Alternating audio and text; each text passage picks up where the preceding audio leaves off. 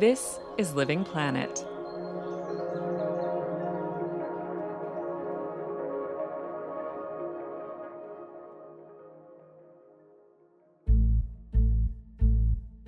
Environmental protest is not new. It's got a long history. The sound of victory for the Standing Rock Sioux and thousands of others gathered to stop the Dakota Access Pipeline. This massive humanitarian... Pictures coming in just moments ago. Police moving in right there to make their arrests. The protesters began gathering here last April, opposing the construction of the 1,200-mile Dakota Access Pipeline. But in 2018 and 2019, climate protests started to get big. Like, really big. Global Day of Climate Action has begun, including hundreds of unions, workers, and other supporters of the Fridays for Future movement have joined students in a march across... Millions of people across the world were showing up for the climate cause, making it known that they wanted action on climate change. And they were willing to take to the streets or skip school to get the message across. Of course, the climate crisis hasn't disappeared, and we have not disappeared. The concentration of CO2 in the atmosphere hasn't been this high for at least 3 years. Then, in 2020, 2021, it was harder to protest on a big scale. Remember the pandemic we had? Anyway, while it did slow things down, the message was already out there. And there was no stopping it. Governments and fossil fuel groups noticed the growing swell of climate-conscious citizens. And a lot of them didn't like it. More than 1,500 climate activists have been arrested at an anti-fossil fuel protest in the Netherlands. The event...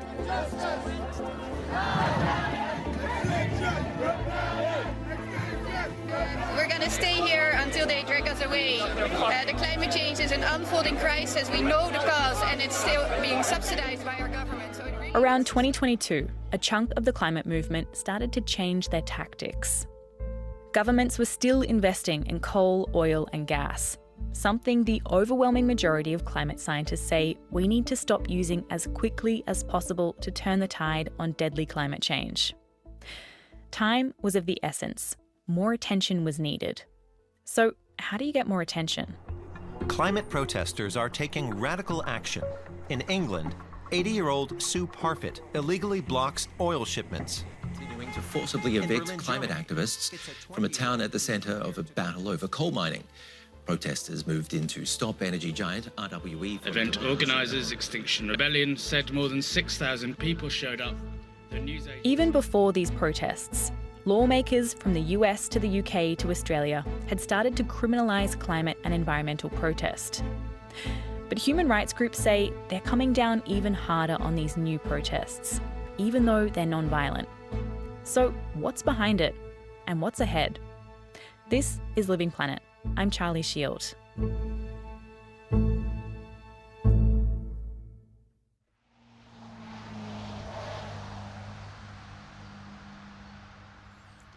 So it was November, it was grey and cold, and it was dark. We started at 4 o'clock on the dot, so it was getting dark at that time of year, and there were lots of people bustling around. This is Andy.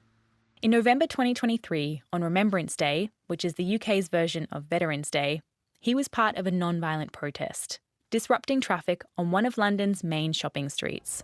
I was with about 40 other Just Stop Oil protesters who'd come from different parts of London, and we'd all assembled at this point. We all talked to each other, had a check-in, because it's a scary thing. So we all talked to each other, we talked about how we were feeling, reassured each other that, you know, we were doing something positive for the world. Andy and the group waited for the traffic light to turn red before they stepped out. They were wearing high visibility vests and holding a bright orange banner that read, "Just Stop Oil."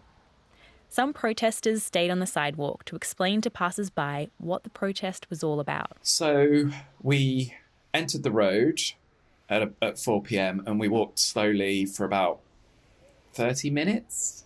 It was a bit like we were a slow-moving bus. That's what we're often trained to think of ourselves. as a slow-moving bus, and so people could overtake us. So it wasn't a complete obstruction in the road, but it was enough to draw people's attention. It was also enough to draw their ire. People do get upset at the fact that you are hampering their ability to travel. But we also are very careful. We're trained to get out of the way when there are blue lights, specifically ambulances, but other emergency services as well. And then the police arrived. This police van kind of screamed down the road coming towards us, and pulled across the road in front of us and blocked the road. There had been a much bigger protest earlier in the day at the main war memorial in London, where there were far-right protesters of the English Defence League, and there were fights between the English Defence League and the police. And so we got a real sense that, we had some of the same police and they were hyped up. Soon enough, Andy was arrested for willful obstruction of traffic, alongside about 30 other protesters. He handcuffed my hands in front of me. He read me my rights, as it were. And at that point, I then started to tell him about why I was there protesting. As a science writer, I'd been at some... As a science writer, Andy is better acquainted than most with how climate change is warping the planet and breaking down ecosystems that we need for survival. The more he learns, the more motivated he is to do something about it. So lately, he's become a climate activist too, with Extinction Rebellion and Just Stop Oil. You've probably heard of Extinction Rebellion and Just Stop Oil in the news before. They're climate groups who've become pretty well known for their stunts. Disrupting traffic is a popular one, as well as scaling buildings and bridges to unfurl their banners, chucking soup at famous paintings, gluing their hands to walls, spray painting their messages across the city, even throwing cornstarch on Stonehenge. Protesters from Just Stop Oil had climbed gantries over London's orbital motorway, delaying an estimated 180,000 journeys. Security! You may have seen this UK climate action group throwing soup over Van Gogh's sunflowers at the National Gallery in London, or its members tying themselves to goalposts during Premier League. And so we need to act. And that was the reason I was there for the protest, was to try and get that message across, to try and tell people how urgent this is, because the message isn't really getting across. Andy empathises with people's frustration about their disruptive tactics.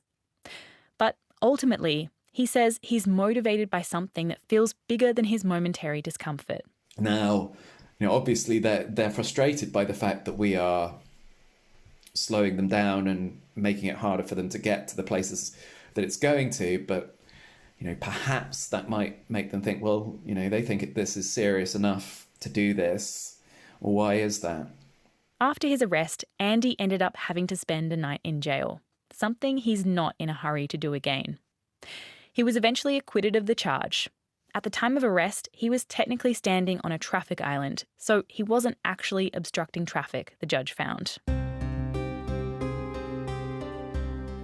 But recently, other climate activists haven't been so lucky. Governments, including the United States, are cracking down and even jailing climate protesters. The group, Climate Rights International... An environmental activist has been jailed for repeatedly breaching a suspended sentence. 28-year-old Ali... The controversial police and crime bill would grant police greater powers to crack down... In mid-2024, 5 Just Stop Oil activists in the UK were arrested for taking part in a video call to plan a 4-day protest on a major motorway in London. They were eventually found guilty of conspiring to cause public nuisance. 4 of them were sentenced to 4 years in prison. 1 was sentenced to 5 years. Those are the longest sentences ever handed down in the UK for non-violent protest. The UN's Special Rapporteur for Environmental Defenders said the sentences were unacceptable in a democracy. Human Rights Watch described the new powers granted to police and courts in the UK as draconian, saying they undermined free speech, peaceful assembly and democratic rights. So it's only really emerging what effect the Public Order Act in the UK is having on protest, or on protesters rather. So the Home Office have just kind of released data which show that their new powers under the Public Order Act are used, like 95% of it is used against environmental protest. That's Oskar Berglund, a Swedish-Peruvian political economist at Bristol University. He researches climate change activism and civil disobedience. And he's talking about new anti-protest laws in the UK. But the crackdown is a global trend, something that his team recently detailed in a report they published. Alongside the UK, many other countries like the US, Australia, Brazil, Peru and Germany have also come down hard on climate protesters. One way they're doing this is through legal intimidation tactics. For example, by using existing laws that target organised crime or terrorists to sentence protesters. Or, in the case of the US, by passing critical infrastructure bills that allow them to hand down heftier penalties to protesters who are targeting the oil and gas industry. There's also more leeway for police to use force and for judges to hand down longer prison sentences. And even though climate protesters' tactics have become more confrontational, the movement is extensively committed to non-violence. And Oskar says it's not like authorities didn't already have the rights to deal with them. The police have had powers to deal with these types of protests. They can, carry people away, and, they don't need to have special powers to stop people going to normal protests, to, hand down the kind of prison sentences that we are seeing now. So why the repression? Obviously, there's always been crackdown on protest, and when a protest gets annoying to the powers that be, then they crack down on it. The pandemic came just after a really intense period of climate protest, and arguably the time when climate protest has been the biggest around the world and the most efficient at changing climate politics, at influencing climate politics, at changing the way that climate change is talked about in the media and so on, increasing concern about climate change amongst the population. Climate and environmental protests have had a real impact. Direct action has stopped fracking, mining, pipeline and extraction projects around the world. And perhaps most impactfully, more people are aware of it. Between mid-2018, when Greta Thunberg started Fridays for Future, and September 2019, Google searches containing climate change were found to have multiplied tenfold. For some groups and governments, especially those reliant on exporting fossil fuels, that's a real threat. Investigative journalists have linked the fossil fuel lobby to a wave of anti-protest laws in the US and beyond. Lobby groups such as ALEC, Marathon Petroleum, American fuel and petrochemical manufacturers have all pushed anti-protest legislation, even drafting some legislation, in multiple states across the US, like Idaho, Ohio and West Virginia. Lawmakers warn that anti-protest measures could affect everyone's rights to stand up for anything. But when it comes to implementing those laws, different causes do tend to be treated differently. When you look at it from the European perspective, when the farmers protest, for example, with their tractors in cities, then the police doesn't seem to really do anything about that. Oskar's talking about a type of farmer protest that's become common in European countries, like Germany and the Netherlands, where farmers drive their tractors into the city, blocking roads and ports. European Union agriculture ministers are meeting in Brussels after weeks of protest by farmers across the bloc. That is a smouldering, burning pile of tyres. We've seen farmers also adding bales of hay into this blaze. And often, they're not met with arrests or police violence or negative media coverage, even though some of them have turned violent and become dangerous for bystanders and politicians. Far-right violence has also seen shorter sentences handed out than those given to climate protesters. In August 2024, rioters in the UK were found guilty of assaulting police, setting buildings and police vans alight, and racially aggravated violence. They were sentenced to between 1 and 3 years in prison, just 1 month after Just Stop Oil activists were given 4 and 5-year sentences. And then, if we take an extreme example of this discrepancy, there's the storming of Capitol Hill, where the average prison sentence for the 550 rioters found guilty of criminal offences was under 3 years. And it's worth noting here that a lot of the sentences for climate activists who were engaging in non-violent civil disobedience that involved very minimal property destruction, the sentences were substantially higher than those who were convicted of participating in the January 6th insurrection against the U.S. government, which involved violence, where people died and extensive property damage happened at the U.S. Capitol.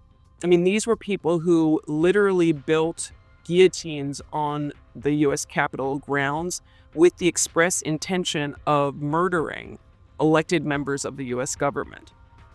And those people were sentenced to lower times in jail. I mean, and they've now been pardoned by our new president. Back in office, Donald Trump pardoned more than 1,500 people convicted over the storming of the U.S. Capitol on January 6, 2021. Hi, I'm Dana R. Fisher. I am the director of the Center for Environment, Community, and Equity and a professor in the School of International Service at American University. I'm also the author of Saving Ourselves, From Climate Shocks to Climate Action. Dana is based in Washington. She's been studying protest movements for 20 years. And that's long enough to notice some trends among them. One major one being when parts of a movement start to escalate their tactics. This phenomenon has a name. It's called the radical flank effect. Research shows that as this, what we call radical flank, spills off and people become more confrontational, that it actually helps drive support for the broader movement, including the more moderate component of the movement that is not being confrontational. We've seen it many times in movements gone before. The civil rights movement, the suffragettes' fight for women to vote, anti-apartheid in South Africa. Martin Luther King Jr. himself was wildly unpopular while he was alive. Sons of former slaves and the sons of former slave owners will be able to sit down together at the table of brotherhood. I have a dream that one day the people who are not supportive of the movement are not going to change their minds because people decided that they're going to sit in a restaurant or they're going to sit in and block traffic. That is not going to change hearts and minds. What it does do is it is very effective at getting more media attention for the cause. And through that media attention, it creates what we call issue salience because the media talks about the issue more. And that, Dana says, actually attracts people. People who feel like they need to do something, but they haven't gotten involved yet. So the radical flank is a familiar feature of social movements. And so too, it turns out, are punitive responses. When the state starts to feel threatened by a movement, it tends to be more aggressive and repressive. But we also see violence in some cases. I mean, certainly we saw that during the civil rights movement, and I expect we're going to be seeing that sooner, or in the near future. Let me say it that way. Dana means violence from law enforcement against protesters, non-violent protesters. If that happens and it's witnessed by a wide public audience, she says that often that tends to attract more support for the cause. This is one of the reasons that climate activists are so committed to nonviolent civil disobedience. The nonviolence is key because they very much have been trained and schooled in the ways that this process works. But if there's violence against them and repression against them, it actually draws out many sympathizers who had not yet stood up and pushed back. And so what Dana is saying is, although this path of resistance is, in a way, a well-trodden one, it might get worse before it gets better. From the Los Angeles Times, this is Boiling Point. I'm Sammy Roth. I've been reporting on energy and climate change in California and across the American West for a decade. I'll be asking scientists, politicians, activists, and journalists the same questions. What are the challenges we face to building a better world? And what are the solutions we need to embrace, even when it's hard? Boiling Point will be available everywhere you listen to podcasts, starting January 16.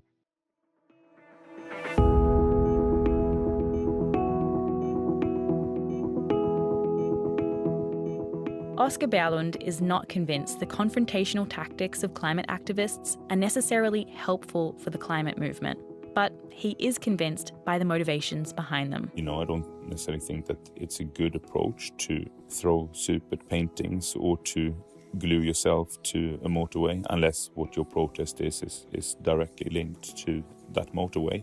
But I don't think that that's necessarily useful protest, because the aim there is to attract media attention, and that media attention in its majority is not very positive for the protesters, and protesters don't even often get to be heard. So even if the protest is written about, it's much less focused on the cause of the protest.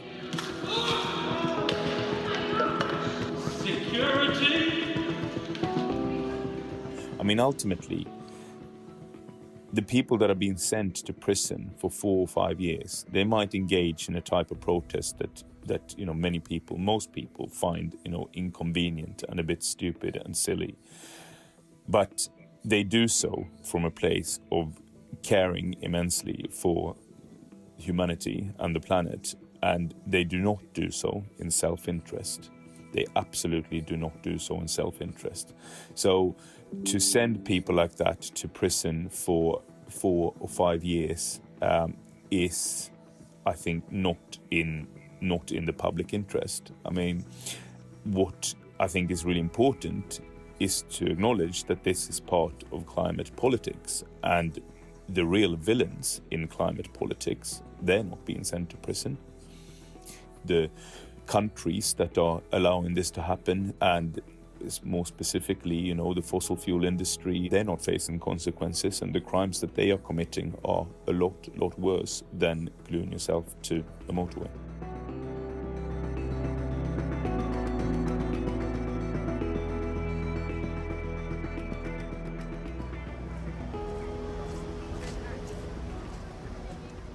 Six months after Andy's arrest for disrupting traffic on a London road, the Labour Party were voted in the UK. They announced that they would not be issuing any new coal, oil and gas licences. Andy's convinced protests played a part in helping make that decision. There's still a long way to go to phase out fossil fuels and bring down emissions, he says. And for now, he's still figuring out the best way to help. But he doesn't have any regrets. What I've found in the protest movement, actually, is that there are really some truly wonderful people, and there's actually a lot of joy. The people who do these protests, they really, really care. This is a big thing. It's really, really scary to step out into the road.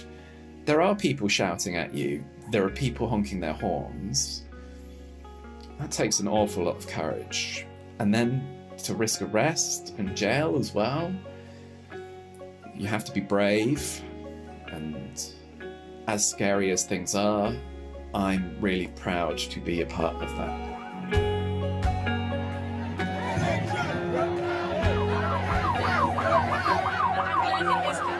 We're up here until the government makes a meaningful statement to cancel all new licenses and consents for oil and gas extraction. Because oil and gas is killing us now. This episode of Living Planet was produced by me, Charlie Shield. It was edited by Kathleen Schuster. Jürgen Kuhn was our sound engineer. You can find Living Planet wherever you get your podcasts. What did you think of this episode? We'd love to know. Drop us a line at livingplanet@dw.com. Living Planet is produced by DW in Germany. We'll be back with a new episode next week.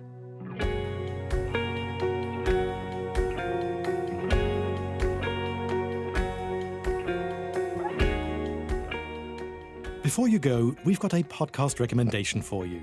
I Know Dino, the Big Dinosaur podcast. Studying dinosaurs can teach us about the prehistoric world, but also the world today. Climate models of dinosaur ecosystems help us understand global warming. Studying dinosaur diets can help show the link between plant and animal evolution. A new episode of I Know Dino comes out every week with new dinosaur discoveries you won't hear about anywhere else. You can find I Know Dino on Apple Podcasts, Spotify, or wherever you get your podcasts.